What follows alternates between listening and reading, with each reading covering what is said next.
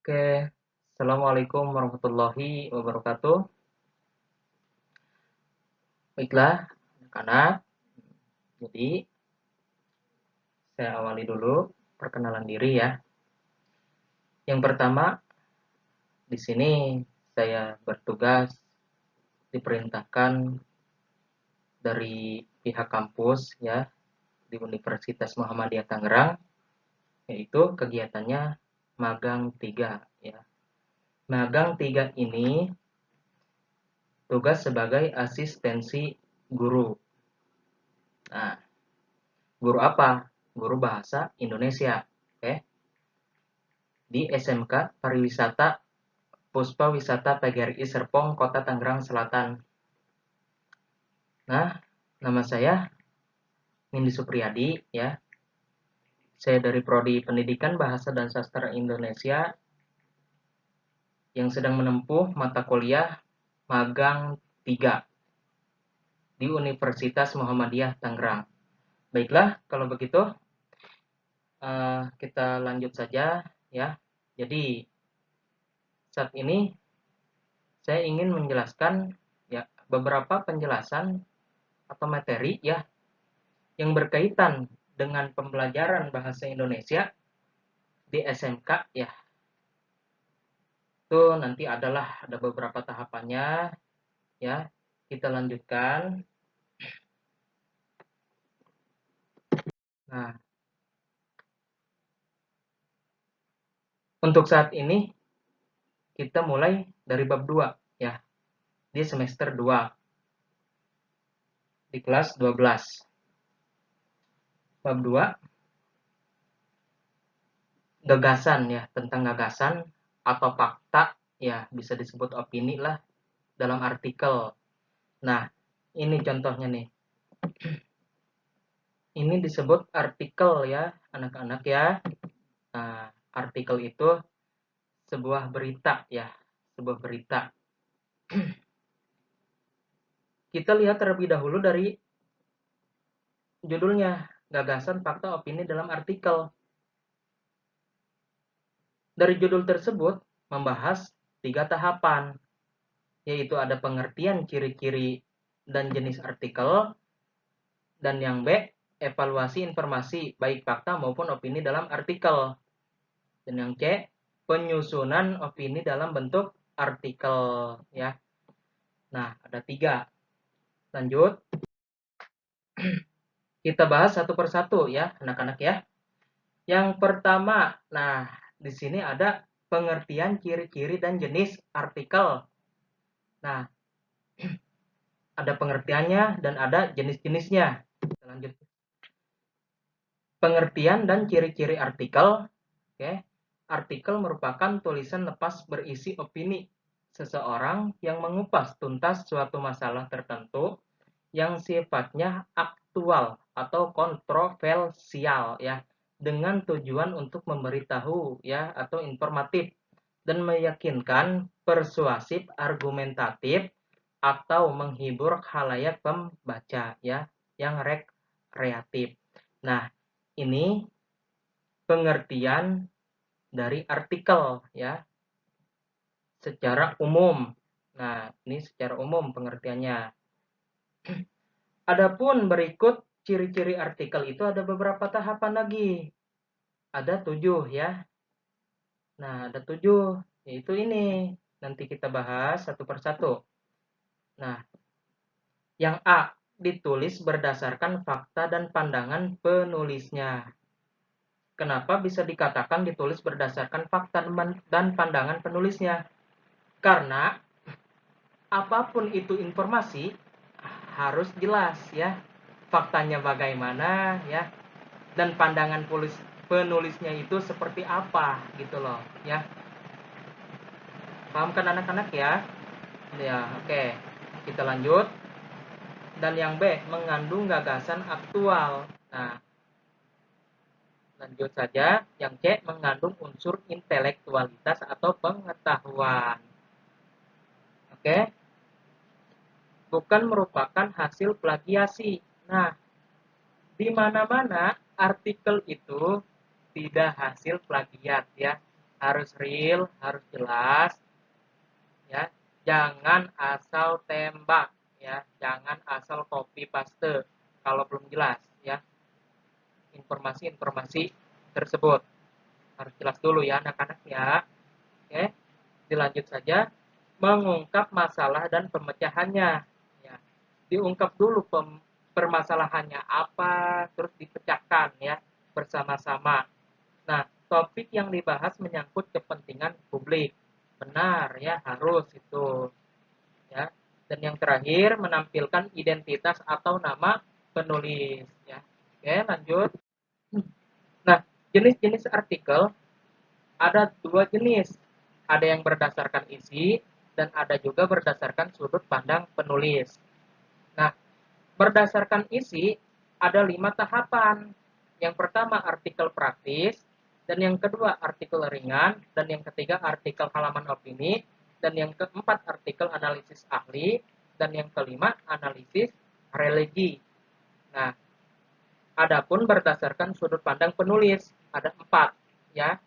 Yang pertama artikel deskripsi, dan yang kedua artikel eksplanatif, dan yang ketiga artikel prediktif, dan yang keempat artikel preskriptif. Nah, itu jenis-jenisnya ya anak-anak ya. Ada yang berdasarkan isi, ada yang berdasarkan sudut pandang penulis. Oke, lanjut. Dan yang B, evaluasi informasi dalam artikel. Evaluasi informasi dalam artikel ini yang pertama menemukan informasi dalam artikel, dan yang kedua membedakan informasi fakta dan opini. Ya, oke lanjut. Menemukan informasi dalam artikel ini ya ada 2 tahapan, ada opini, ada fakta.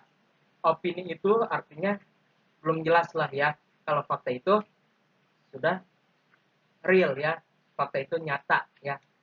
Nah, opini ini kalimat yang mengandung opini, contohnya, nah, hujan di daerah perdesaan aromanya seperti rumput basah.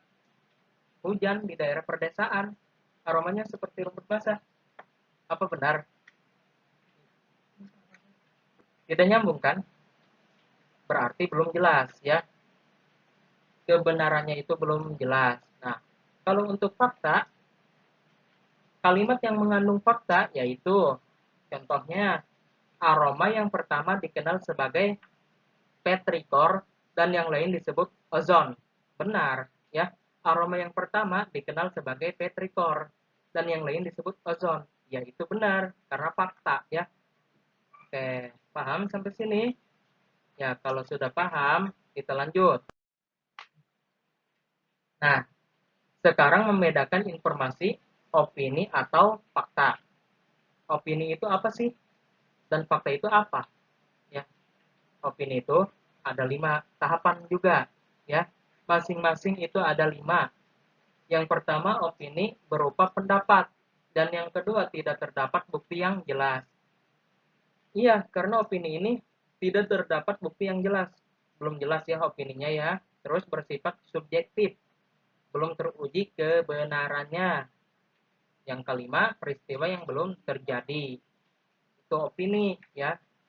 Jangan salah, harus bisa membedakan anak-anak ya.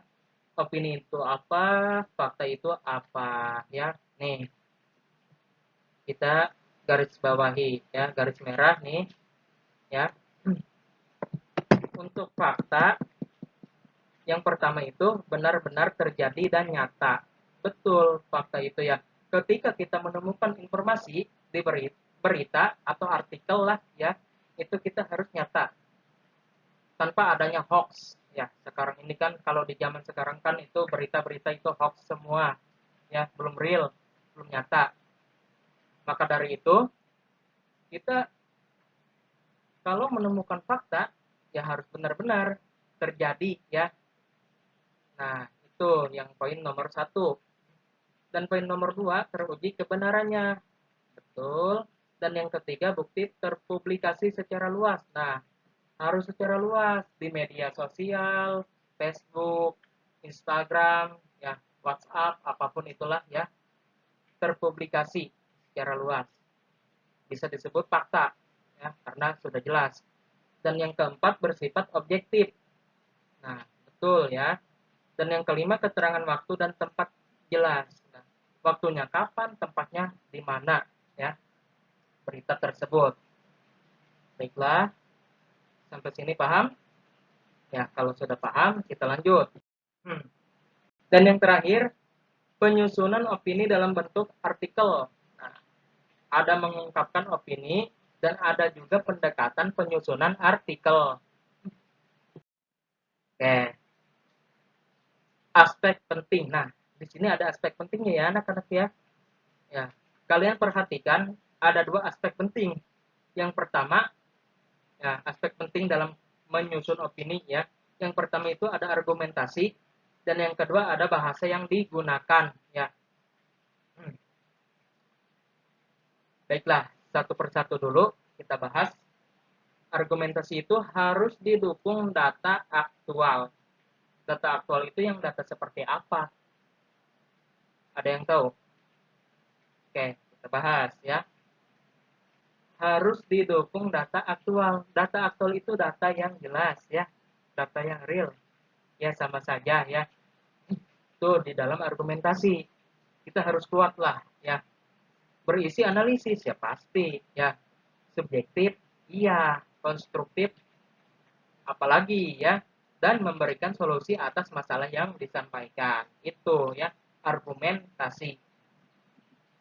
Terus bahasa yang digunakan yaitu harus populer ya, bahasa yang populer, ilmiah ya, dan sesuai sasaran pembacanya. Kalimat tidak terlalu panjang. Nah, kalau kalimat kita terlalu panjang bahasanya, nanti yang ada si pembaca itu jenuh. Boro-boro ingin membaca, coba. Ayo, melihatnya aja malas kan kalau di zaman sekarang. Oleh karena itu, untuk membuat ya suatu berita, bahasa yang digunakan itu kalimatnya tidak harus panjang ya, dan mudah dibaca dan dipahami juga ya, apalagi komunikatif dan efektif dan tidak bertele-tele. Nah, itu ya aspek pentingnya ya, aspek pentingnya dalam menyusun opini ada dua ya. Oke, sampai sini paham? Kalau sudah paham, kita lanjut saja ya. Nah, terakhir terdapat 6 macam pendekatan menulis artikel di media massa dalam buku menulis di media massa oleh Pariyati Sudirman. Ada 6 ya anak-anak ya. Ada 6 macam pendekatan. Ini nanti satu persatu akan saya paparkan di pertemuan berikutnya ya. Ini kita sudah memasuki pertemuan pertama di semester 2 ini ya, di kelas 12. Oke, paham sampai sini? Kalau anak-anak sudah paham ya, kita akhiri dulu untuk pemaparan kali ini. Kita lanjut di minggu berikutnya. Oke, saya akhiri. Wabillahi taufiq wal hidayah. Assalamualaikum warahmatullahi wabarakatuh.